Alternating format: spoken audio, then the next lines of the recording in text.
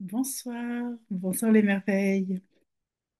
Aujourd'hui, j'avais envie de vous parler de mon accompagnement perfect. Beaucoup de personnes me demandent pourquoi je l'ai appelé perfect. Ça les interpelle, toujours un peu comme quand je parle que je travaille avec le miroir. Il y a quelque chose qui les interpelle. Et je me suis dit, c'est une bonne occasion d'expliquer pourquoi ce nom, comment moi je vois la perfection aussi. Pour moi, la plupart des gens euh, se juge plus que s'aime. Et vous savez que mon accompagnement, tout mon cheminement et ce que je veux apporter aux gens, c'est qu'ils s'aiment en conscience.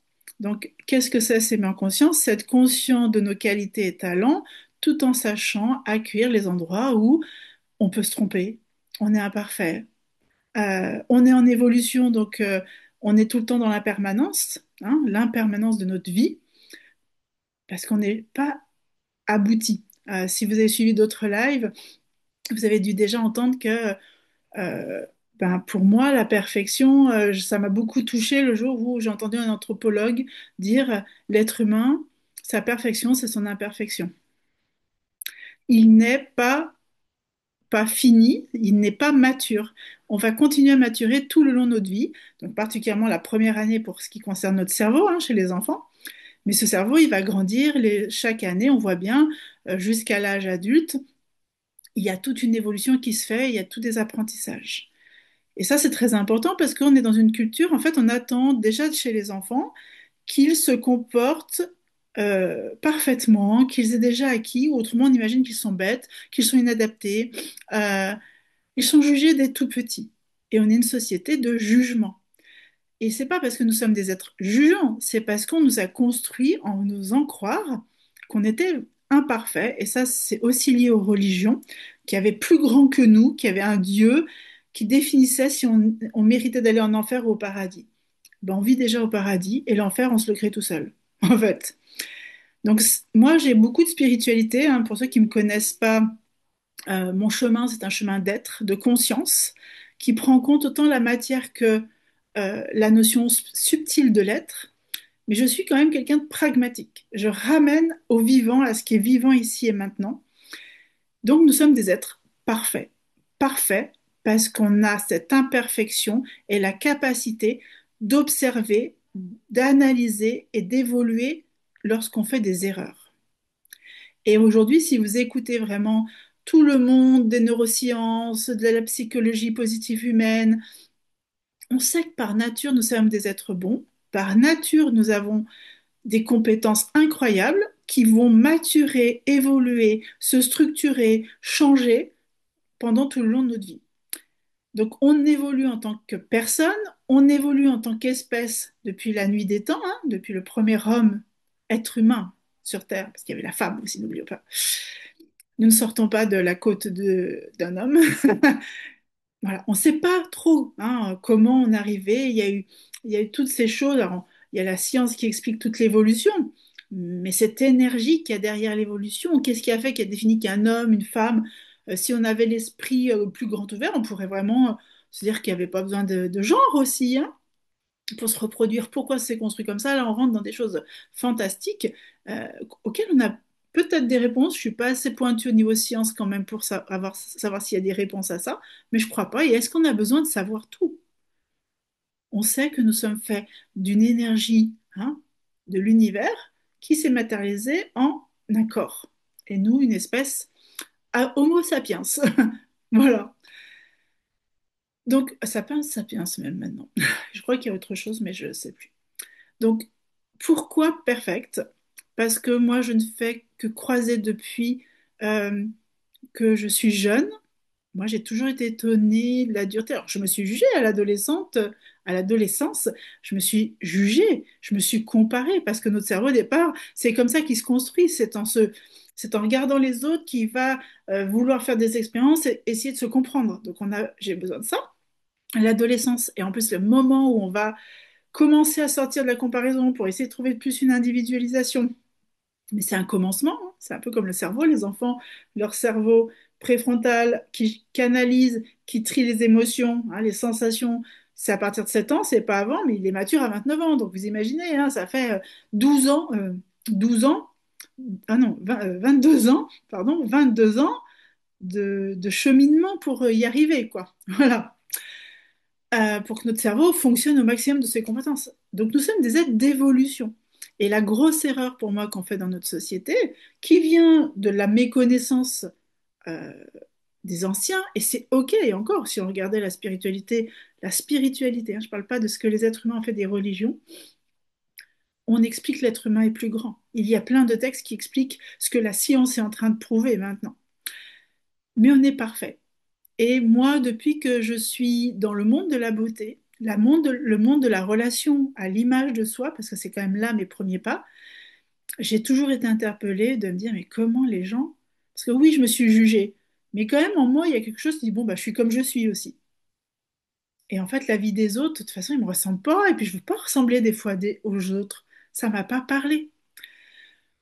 Donc je me suis dit, mais les gens sont vraiment durs. Et quand je suis rentrée dans le chemin de la thérapie, de l'accompagnement psychologique, de la compréhension de la relation au corps, je me suis dit, mais en fait, mettez-vous devant un miroir. La première chose que votre cerveau va faire, c'est pas dire, ouah, t'es beau, ouah, t'es belle, ouah, tes cheveux sont incroyables. Il va regarder ce qui va pas. Parce qu'aussi pour le cerveau, il doit voir, analyser l'environnement pour pouvoir regarder en vie. Jusque ce mode archaïque, hein, de survie, de j'observe mon environnement et voir ce qui est dangereux, ben, on se les reporter sur nous.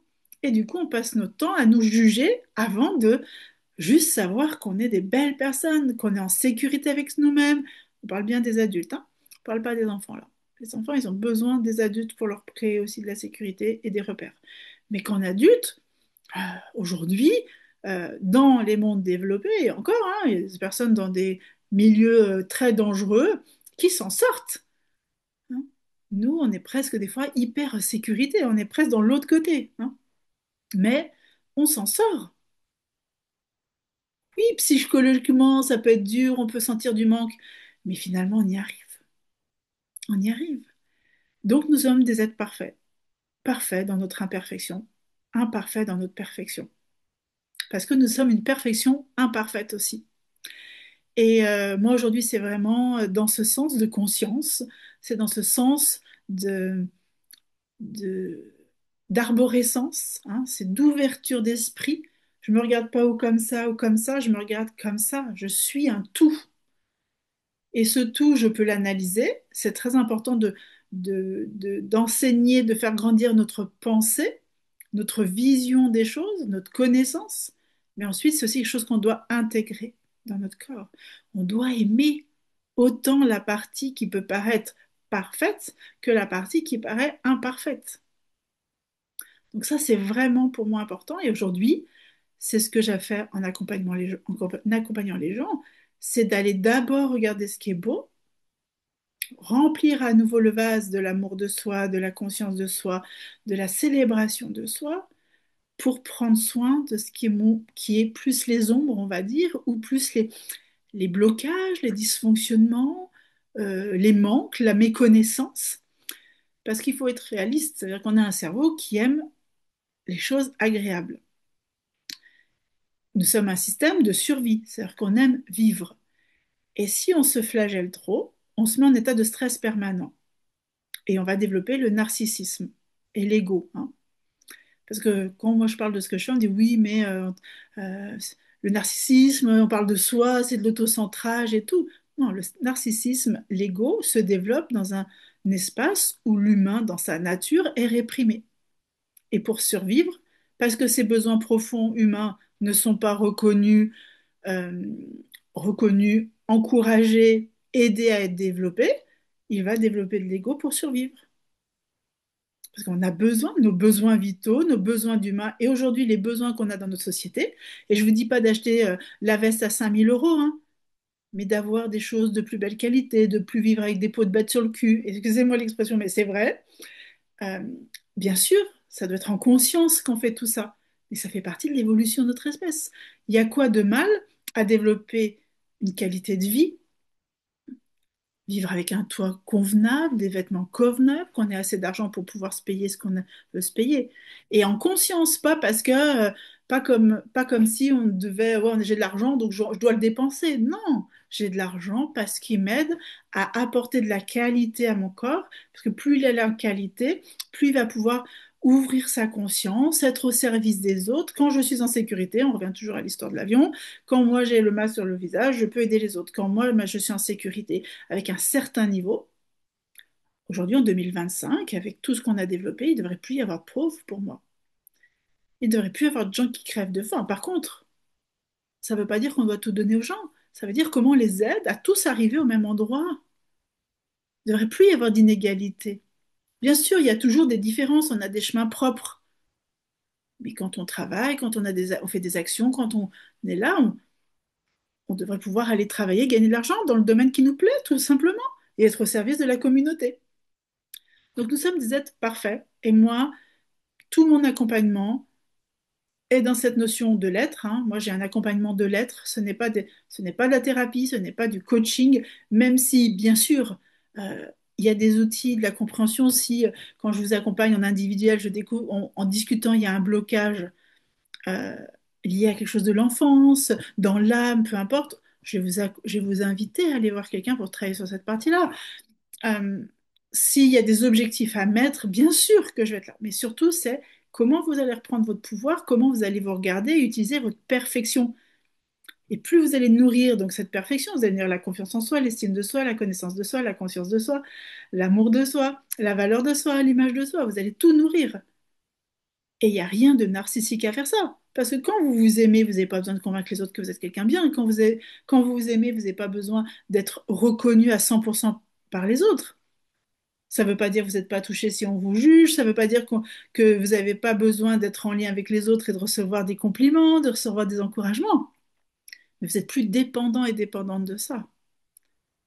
C'est quelque chose qui est naturel. C'est je donne, je donne, je reçois. Et quand je reçois des choses négatives, bah, je laisse passer. Je suis touchée. Mais je m'aime assez. C'est pas grave. Et j'en veux même pas aux gens qui vont me juger parce que j'ai vraiment de la peine. Moi, aujourd'hui, quand quelqu'un, alors ça m'arrive très rarement, hein, je vais être honnête, depuis le temps que je suis sur les réseaux, c'est très rare de recevoir des trucs disproportionnés, des jugements. Peut-être que je suis pas aussi très connue, hein. Le jour où je serai peut-être très connue, on verra. Mais moi, quand quelqu'un vient et me dit, se moque de moi, bah oui, je prends le coup, hein, parce que ça reste des mots agressifs, ça reste un jugement, on sent l'énergie de la personne qui est contre. Voilà. Tu vois, je dis beaucoup dans mes vidéos, venez vers moi en parlant de vous, mais venez pas parler sur moi. Parce qu'en fait, moi, ça m'intéresse pas. Vous ne me connaissez pas en soi, vous profitez de ce que je vous offre et de mes qualités, mais je sais que je suis une personne imparfaite. Je suis une fille gentille, mais je peux vous dire que s'il y a des choses qui sont pas OK pour moi, vous pouvez me trouver très dure. Et c'est OK. Par contre, qu'on m'agresse pas quand on me connaît pas. Puis quand quelqu'un m'agresse, moi je le regarde, je dis, mais ça va pas, t'es en colère. Bon, souvent ça les énerve, les gens. Et il y a des gens qui me disent, ah oui, je suis en colère, Stéphanie. Donc moi, j'ai envie d'aider les gens et c'est vraiment mon objectif depuis le début. Ça a évolué. Avant, c'était à travers les cheveux, la coiffure. Après, ça a été le côté plus image de soi. J'ai complété mon chemin de coiffeuse, hein. Donc, j'ai commencé à 15 ans. J'ai commencé à travailler, j'avais 19 ans. Après 3 années d'études, mais j'étais en salon tout de suite. Mais moi, ce qui était derrière, et aujourd'hui, je peux vous le dire avec ces mots parce que j'ai plus de conscience de moi, c'est que toujours de ramener les gens à se trouver incroyables devant ce miroir dans leur imperfection, avec leur corps imparfait, mais unique. Donc il est beau dans ce unique.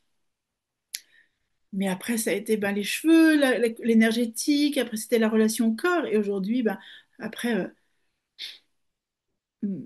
20 ans, dans ce chemin, ben, je vois qu'il y a plus grand que juste le corps. Le corps en fait partie, mais comment j'aime ce corps et comment je fais pour l'aimer, ben, ça suffit pas de la thérapie. C'est un chemin, c'est un départ, ça suffit pas d'avoir des beaux vêtements. C'est comment moi je m'aime. Comment je découvre que je suis parfait, parfaite dans mon imperfection.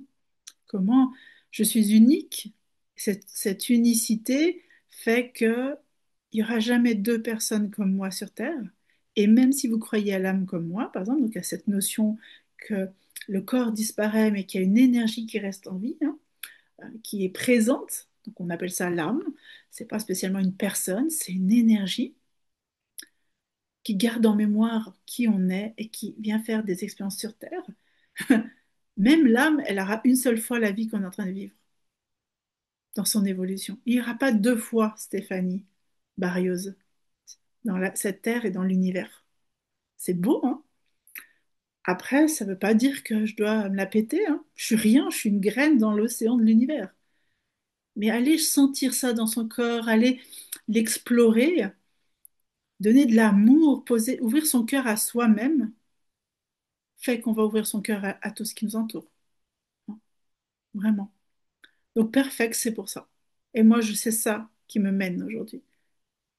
Quand je vois autour de moi euh, les gens en souffrance ou même les gens dans leur quotidien, ils font des choses contre eux-mêmes, pour eux-mêmes, au lieu de faire des choses pour eux-mêmes, avec les autres. Il y a des gens qui veulent être aimés, ils seraient prêts à se sacrifier, avoir aucun respect pour eux-mêmes. Et ça, j'en suis sûre que ça vous parle. Vous le faites. Moi, je le fais encore à des endroits. Attention, je ne suis pas parfaite. Mais j'ai développé ces sensibilités d'amour de moi, parce que c'est pas du tout psychique, c'est un sentiment. Hein. On dit aimez-vous, mais c'est pas là s'aimer. C'est ressentir l'amour comme vous ressentez l'amour pour votre compagnon, votre compagne ou votre enfant, peut-être. Pour qui vous sacrifieriez plus que qui sacrifieriez votre vie pour eux. Et ben, est-ce que vous sacrifieriez la vie des autres pour vous-même, mais pas tuer un? Est-ce que vous pouvez d'abord sacrifier tout ce besoin de sauver les autres pour d'abord vous aimer vous? Parce que quand vous allez vous aimer vous, vous allez aimer les autres et vous allez les aider et vous allez leur faire du bien. Parce qu'on nous a fait croire que c'est en se sacrifiant qu'on aide les autres. Ça, c'est des croyances. Mais vraiment, moi, je n'ai pas du tout cette croyance. Je l'ai fait parce qu'on m'a fait croire que c'était ça qui était bien. Mais moi, je me suis sentie toujours mal. Je me disais, mais non, moi, c'est pas ça. J'ai toujours fait à l'opposé, mais je me sentais un petit peu en opposition. Voilà. Coucou Sonia. Bienvenue dans ce live. Euh, et donc vraiment, je me suis dit, moi, je vais faire un accompagnement où les personnes, elles vont explorer leur perfection. D'où cet accompagnement de 9 mois qui s'appelle Perfect. Voilà. Et je suis vraiment en joie de partager ça avec vous, de vous offrir cet espace d'amour, de bienveillance, de douceur, de vulnérabilité, de force et de puissance. Parce que ça ne s'oppose pas. C'est un ensemble de choses. Voilà. Souvent, on dit oui, chez les hommes, ils sont courageux parce qu'ils sont forts physiquement. Puis les femmes, on dit, elles sont courageuses parce qu'elles subissent, elles supportent. Voilà. Mais en fait, les deux, c'est de la force. Et chaque humain est doté des deux forces, physique et intérieure. Et dans ce chemin de perfection aussi, on découvre ça. On découvre que tout est force. Le vivant, l'être vivant qu'on est et le vivant en nous, l'énergie de vie. Hein, aujourd'hui, il y a des gens qui tuent d'autres personnes pour vivre. Voilà, tout est vivance. Donc voilà un petit peu l'histoire avec Perfect. Et je suis ravie de vous proposer ça. Je suis impatiente du démarrage de cette cohorte, première cohorte. Il y en aura une par année, hein, c'est 9 mois, donc une par année. Mais je suis ravie de lancer cette cohorte, vraiment. Et je suis impatiente de vous accueillir. Je vous laisse découvrir, hein, profitez-en comme je vous en parle. Vous pouvez aller sur le site. J'ai fait la masterclass la semaine dernière. Vous pouvez vous inscrire en allant sur mon site. Vous allez dans la bio, il y a tout ce qu'il faut. Vous pouvez retrouver la masterclass, vous pouvez retrouver les infos sur le site. Et vraiment, je suis en joie d'apporter cet angle de vue. Parce que pour moi, c'est un angle de vue. Bien sûr, on peut voir l'autre angle. Et c'est OK, tout est bien. Mais qu'est-ce qui vous apporte du bonheur en soi? Qu'est-ce qui vous apporte du mieux-être? Qu'est-ce qui vous donne de l'énergie qui fait que vous êtes toujours là pour vous et pour les autres? Parce que tous les humains aiment ça, en fait. Et même ceux qui se cachent derrière la méchanceté, finalement, au fond, ils recherchent une forme de lien à l'autre. Mais ils connaissent pas autre chose que la dureté, la méchanceté, la violence, la soumission, l'humiliation. Par contre, ils assument les conséquences de leurs actes. Comme moi, j'assume les conséquences d'être une personne gentille. Combien de fois on m'a dit, regarde, tu te fais avoir. Et moi, je me sentais coupable. Je dis, ah, c'est moi qui suis quand même naïve, crédule. Et puis un jour, je me suis dit, mais en fait, moi, être dure, méchante, violente, agressive, ça m'épuise. Parce que j'avais du jugement sur les gens qui étaient comme ça. Donc j'ai exploré ma violence. J'ai essayé de regarder pourquoi je voulais être gentille. Et je peux vous dire qu'il y avait des masques aussi, hein. Attention. Mais en fait, c'est plus fatigant pour moi, pour mon corps, pour mon énergie, pour ma psyché, d'être dans la dureté. Bien sûr, je rouspète des fois. Des fois, ça m'arrive de crier, mais très rarement. Et de moins en moins, parce que je suis plus à l'aise avec mes colères. Je peux les exprimer avec le même ton que j'ai là, vraiment. Et moi, je crois que l'être humain, il n'a pas besoin de se regarder dans le miroir pour se flageller. Il peut se regarder dans le miroir pour se dire, je veux être comme ça. C'est des choix aussi. Ce n'est pas que des valeurs d'humain, on est construit comme ça. Non, c'est des choix. Et moi, j'ai choisi d'être dans la douceur, la bienveillance, la gentillesse, la fermeté, le cadre, parce que ça, j'ai beaucoup de cadres, mais, mais je choisis d'abord d'être le cœur ouvert. Et si les gens en profitent, en fait, tant pis pour eux, ça veut dire qu'ils ne savent pas recevoir. Et c'est OK. C'est OK. Donc voilà un petit peu ce que j'avais envie de partager, ce qui était vivant pour moi cette fin de journée. Euh, ouais, ça fait tellement du bien. On croit que, ouais, être dans la douceur, être dans la bienveillance. Et bien sûr, c'est des étapes des fois, mais ça fait du bien. C'est la paix en soi. Ah, et ça fait ouais, ça fait du bien. J'ai pas d'autres mots. Je vais terminer sur ce. C'est un vrai plaisir. Ça fait du bien d'être en paix. Et il n'y a rien, il n'y a pas de personne plus haut que nous pour arriver à ça. Et nous n'avons pas besoin d'être des maîtres spirituels pour arriver à ça. Ça fait partie de l'espèce humaine. Les maîtres spirituels, c'est parce qu'ils venaient nous enseigner et ils viennent nous enseigner des choses pour qu'on se rappelle que ça existe. Mais tout le monde a cette capacité, tout le monde a un cœur, tout le monde a de la générosité et tout le monde a envie que le monde soit différent. Et bien, partons à partir de notre propre monde déjà. Voilà. Je vous embrasse, belle soirée et à tout bientôt.